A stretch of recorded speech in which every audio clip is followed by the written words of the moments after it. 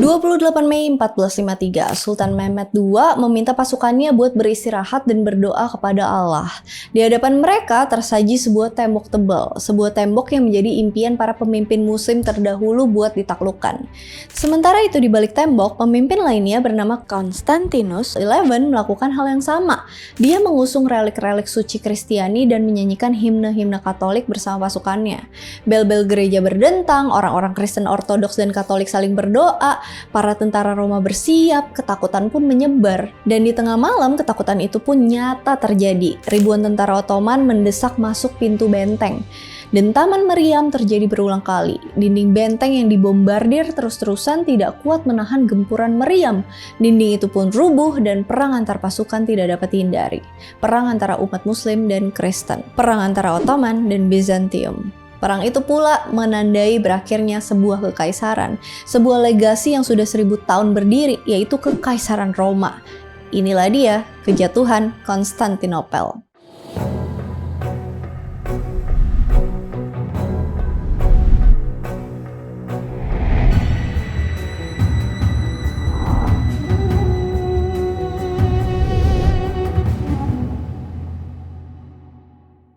Kebangkitan Kesultanan Ottoman dan melemahnya Bizantium. Kesultanan Ottoman bermula dari seorang pemimpin suku yang berasal dari kota kecil di daerah Bithynia, Anatolia. Pemimpin suku ini bernama Osman. Pada saat itu di abad ke-13, daerah dari Anatolia, modern Turki, hingga Teluk Balkan sampai Yunani dikuasai sepenuhnya sama Kekaisaran Bizantium atau Romawi Timur. Disebut Romawi Timur karena dulunya kekaisaran ini jadi satu sama Kekaisaran Romawi yang berpusat di Italia. Barulah pada abad ke-4, Kekaisaran Romawi Timur atau lebih dikenal dengan nama Bizantium berpisah dan menjadi kekaisaran sendiri. Sementara Roma yang asli itu hancur lebur akibat serangan bangsa Visigoth pada abad ke-4. Bizantium tetap berdiri kokoh sampai abad ke-13. Tapi seperti gading yang tak retak, tidak ada yang abadi. Memasuki abad ke-13, pengaruh Bizantium mulai berkurang. Ini disebabin sama banyak faktor sih. Yuk dijelasin satu-satu apa aja faktornya. Yang pertama adalah Crusades, perang suci antara umat Kristen dan Islam. Bizantium adalah kekaisaran Kristen paling timur sebelum menuju dunia Islam. Maka pasukan Kristen pun sering melewati tempat ini buat menuju ke timur. Uniknya, hampir dari semua jilid Crusades, perang lebih sering terjadi di wilayah Bizantium daripada kota suci itu sendiri. Malah sering orang-orang Kristen sendiri yang menjarah warga Bizantium. Hal ini secara langsung maupun gak langsung melemahkan kekaisaran ini. Yang kedua, pecahnya yurisdiksi kekristenan. Selama ini, semua orang Kristen, termasuk raja dan pendeta, takluk kepada Pope di Vatikan sebagai pemimpin Katolik Roma. Tapi tahun 1054, pemimpin agama Kristen Ortodoks Yunani membangkang dari keputusan Pope dan sebagai hasilnya dia dikeluarin dari organisasi. Bahasa keren zaman dulunya, excommunicated. John Wick, excommunicado. Hal ini bikin organisasi Kristen terpecah menjadi dua bagian, Katolik Roma dan Ortodoks Timur. Kebetulan raja-raja Eropa Barat berpihak sama Katolik Roma. Hal ini bikin pemimpin Bizantium kesulitan buat minta bantuan ketika perang. Yang ketiga dan terakhir, kalian ingat apa yang terjadi di abad ke-14 yang bikin 2/3 populasi Eropa berkurang? Wabah Black Death. Wabah ini juga terjadi di Kekaisaran Bizantium dan bikin populasinya jauh berkurang. Begitu pula dengan kekuatan militernya. Jadi di abad ke-13 dan 14, kekuatan Bizantium udah jauh berkurang. Oke, balik lagi ke Osman. Dia manfaatin kemunduran Bizantium ini dengan baik. Dimulai dari tahun 1299, dia berkeliling ke kota-kota buat naklukin semenanjung Anatolia. Mulai dari kota Bursa, Iznik, dan Izmit dia taklukin jadi wilayahnya. Osman adalah seorang muslim dan dia menamakan daerah taklukan itu dengan nama Kesultanan Ottoman. Dia pun jadi sultan pertama Ottoman. Lanjut di bawah anaknya Orhan, kesultanan jadi makin berkembang. Yang awalnya di Anatolia aja sekarang nyebrang ke Thrace ke wilayah Yunani. Orhan juga pakai taktik pernikahan anak-anaknya buat memperluas wilayah kesultanan.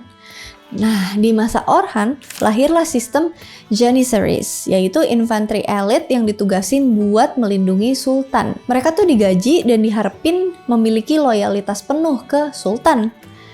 Nah, setelah Orhan, lahirlah Murad I yang semakin memperluas pengaruh Ottoman ke Teluk Balkan. Bahkan kota Adrianople diganti menjadi Edirne dan menjadi ibu kota Ottoman.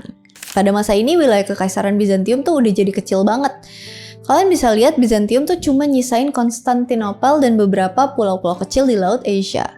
Ngelihat Konstantinopel yang posisinya udah kejepit, seharusnya mudah untuk Ottoman buat nguasain Konstantinopel. Tapi itu nggak dilakuin. Alasannya, mereka nggak punya peralatan perang yang mumpuni buat mendobrak kesulitan tembok kota Konstantinopel. Pada masa itu biasanya pasukan perang tuh pakai katapult, trebuchet, atau siege tower. Dan alat-alat ini tuh nggak berhasil buat mendobrak tembok Konstantinopel. FYI, tembok Konstantinopel ini terkenal karena kekokohannya. Tembok itu dikasih nama Theodosian Wall, mengacu pada Kaisar Bizantium yang berkuasa pada abad ke-5, sekaligus sebagai makernya juga. Ini tembok tuh udah berdiri selama 1 milenia. Gila ya? Oleh karena itu, daripada susah-susah ngancurin tembok ini, pemimpin-pemimpin Ottoman lebih sering kerjasama daripada perang sama Bizantium. Ottoman lebih milih ekspansi ke wilayah barat, ke wilayah Bulgaria dan Yunani, juga ke arah selatan Anatolia, yaitu Karaman. Memasuki abad ke-15, Konstantinopel kembali terlupakan. Hal ini disebabkan munculnya ancaman dari timur. Siapa lagi kalau bukan empire terbesar di muka bumi, yaitu Mongol.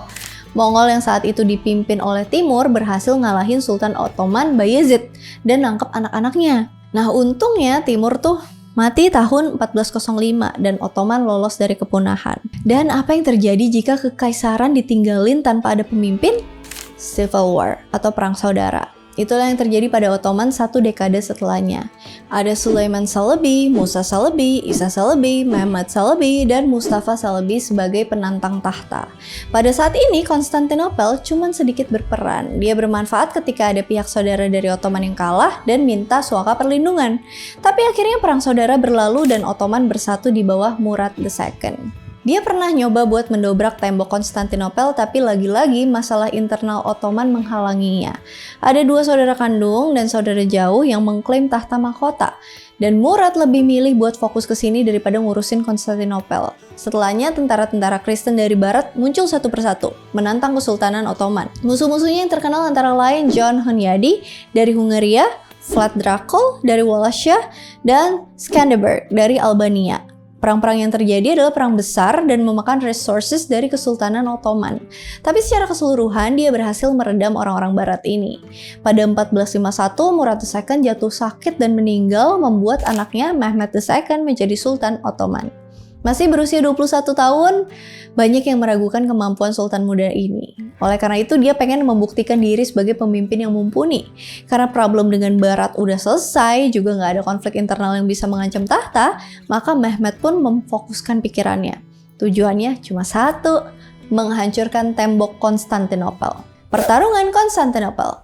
Sultan Mehmet II adalah seorang perencana yang baik. Sebelum menyerang Konstantinopel, dia membuat perjanjian dengan Hungaria, Venesia, dan Genoa supaya tidak menyerang wilayah Ottoman selagi dia melakukan aksi. Selain itu, dia juga membuat Rumeli Hisari, sebuah benteng di utara Konstantinopel di samping Selat Bosphorus. Tujuannya supaya nggak ada pasukan Laut Barat yang membantu Konstantinopel ketika dikepung. 1 April 1453, 80.000 pasukan Ottoman berangkat menuju Konstantinopel. Termasuk di dalamnya Janissaries dan 120 kapal laut. Mereka juga membawa kurang lebih 70 meriam dan inilah yang menjadi pembeda Sultan Mehmet II dari pendahulu-pendahulunya. Kalau biasanya mereka pengen naklukin tembok Konstantinopel pakai trebuchet, katapult, atau siege tower, sekarang ada teknologi baru bernama meriam dan bubuk mesiu yang lebih efektif dalam menjebol tembok. Sementara itu, Kekaisaran Bizantium sekarang dipimpin oleh Constantinus XI. Mengetahui maksud dari Sultan Mehmet, dia minta bantuan ke negara-negara Eropa. Venice setuju buat kirim bantuan, tapi ternyata nggak pernah datang. Pope diam 1000 bahasa dan negara-negara Katolik lainnya sibuk dengan urusannya masing-masing. Cuma sebuah pasukan laut Genoa yang dipimpin Giovanni Giustiniani yang membawa 700 orang menjawab keseruan dari Constantinus XI. Tapi ya tetap aja 700 orang tuh kecil di hadapan pasukan Ottoman. Pihak Bizantium hanya memiliki 7.000 orang pasukan militer dan 26 kapal. Jumlah mereka 10 kali lebih sedikit dibanding Ottoman. Oleh karena itu, Constantinus XI juga meminta civilian buat angkat senjata. Jadi dia minta bantuan para warga. Jumlah mereka 30.000 orang akhirnya. Perlu diingat, keadaan Konstantinopel sekarang udah jauh lebih lemah dibanding ketika puncak kejayaan mereka dulu. Penduduk-penduduknya tuh udah pergi dan militernya nggak lagi kuat. Maka Konstantinus XI berusaha memanfaatkan segala cara. Salah satunya adalah merantai selat Golden Horn di sebelah utara Konstantinopel, supaya kapal musuh nggak bisa nyerang tembok kota dari arah laut. Maka dimulailah penyerangan itu. Pada 5 April 1453, Sultan Mehmed memerintahkan pasukannya buat menyerang Konstantinopel. Dia bagi pasukannya jadi 3 bagian. Yang pertama di bagian utara, berusaha buat jebol tembok Blacherny sampai Fifth Military Gate. Yang kedua, berusaha menjebol Gate of Saint Romanus sampai tembok selatan. Yang ketiga terdiri dari pasukan Janissaries ditempatkan di sungai Lycus yang membelah kota jadi 2 bagian. Bisa dibilang tempat ini tempat terlemah bagi Konstantinopel. Selain itu dia juga mengepung kota dari bagian laut dengan armada kapalnya. Maka pasukan Ottoman pun mulai membombardir tembok Konstantinopel dengan meriam-meriamnya. Dentuman dan hantaman terdengar sepanjang hari.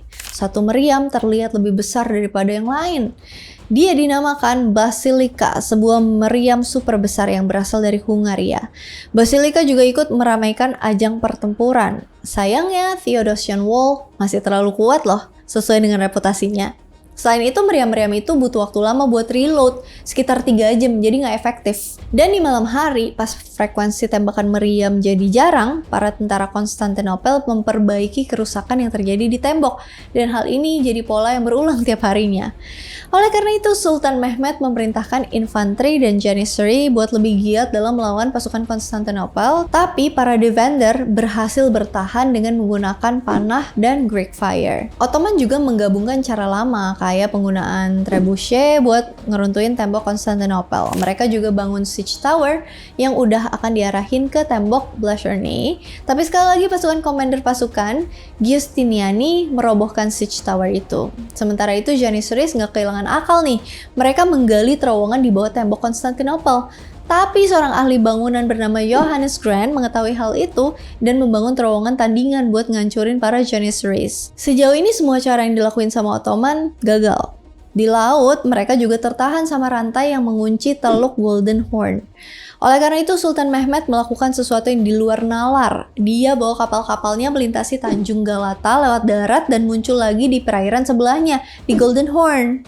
Gila, semua orang kaget dong. Terutama Konstantinus XI. Kapal-kapalnya yang sedari awal bertahan di Teluk Golden Horn gak mampu menahan serangan kejutan dari Ottoman. Para pasukan infanteri yang berada di tembok utara pun dialihin buat bertahan di daerah Golden Horn. Akibatnya, kini tembok utara kekurangan penjaga. Maka kemenangan Ottoman tinggal nunggu waktu aja. Kayak udah dibilang di awal, Sultan Mehmed memerintahkan anak buahnya buat beristirahat dan berdoa pada 28 Mei 1453. Dan tepat tengah malam, dia pun ngelancarin serangan penuh pada Blacherny Wall. Mulai dari tembakan meriam, infanteri, dan janissaries. Konstantinopel bertahan dengan sekuat tenaga dan pertarungan berjalan seimbang. Tapi kemudian Giustiniani terluka dan dibawa ke kapal. Dia pun tewas beberapa hari kemudian. Itu pula lah yang menjadi titik balik pasukan Konstantinopel. Ngelihat pemimpinnya kalah, moral pun turun. Ditambah lagi sebuah kesalahan kecil di mana sebuah gate bernama Kerko Porta terbuka secara tidak sengaja, bikin tentara Ottoman merangsak masuk. Maka habislah sudah pertahanan tembok Konstantinopel. Tentara Ottoman masuk dan memerangi para pasukan Bizantium, membunuh para civilian, dan menjarah kota. Semua gate dibuka, termasuk Gate of Saint Romanus yang berada di tengah-tengah kota. Di mana Konstantinus XI, sang kaisar Bizantium, di mana? Enggak, dia nggak kabur, tapi melucuti pakaiannya dan bertarung bersama rakyat. Akhirnya, dia pun tewas di pertarungan. Kematian Konstantinus XI pun menandai akhir perlawanan dari Bizantium. Ottoman ditetapkan sebagai pemenang. Akhir perang. Pasukan Ottoman diberikan waktu 3 hari sama sang sultan buat menjarah kota Konstantinopel. Perang berjalan selama kurang lebih 2 bulan. 4.000 tentara mati, 30.000 sivilian jadi budak atau menjalani pembuangan. Kemenangan ini begitu berarti dan menandai akhir dari sebuah kekaisaran yang udah berdiri lebih dari 1 milenia. Konstantinopel pun berubah menjadi ibu kota Ottoman. Dia dinamai ulang menjadi Istanbul. Kedikdayaan Ottoman belum selesai. Mereka bergerak ke arah Eropa, Afrika, dan Asia. Mereka pun menjelma menjadi salah satu kesultanan yang ditakuti sama orang-orang Eropa. Suatu saat, jauh di hari depan, mereka menguji kekuatan mereka di hadapan kekaisaran Roma lainnya di kota Vienna. saking serunya pertempuran ini sampai terjadi sampai 2 jilid. Balik lagi, sebagian dari sejarawan setuju bahwa lenyapnya Kekaisaran Bizantium ini menandai berakhirnya era pertengahan atau medieval, diganti dengan era Renaissance dan exploration. Exploration udah disebut nih, saatnya Nusantara enter the world stage. Siapa yang mau bahas Age of Exploration? Yang mau komen di bawah ya. Buat sekarang kita udahan dulu. Kira-kira ada yang mau ditambahin? Ada yang mau di-request? Ada yang mau dikoreksi atau didiskusikan? Monggo komen di kolom komentar. And as always, thank you so much for watching. I hope you guys like it and I'll see you again on my next video. Bye-bye! Perang antara Ottoman. Ottoman gak tuh? Bizantium adalah John Wilkes gak tuh? Maka pasukan Ottoman pun pula... Maka pasukan...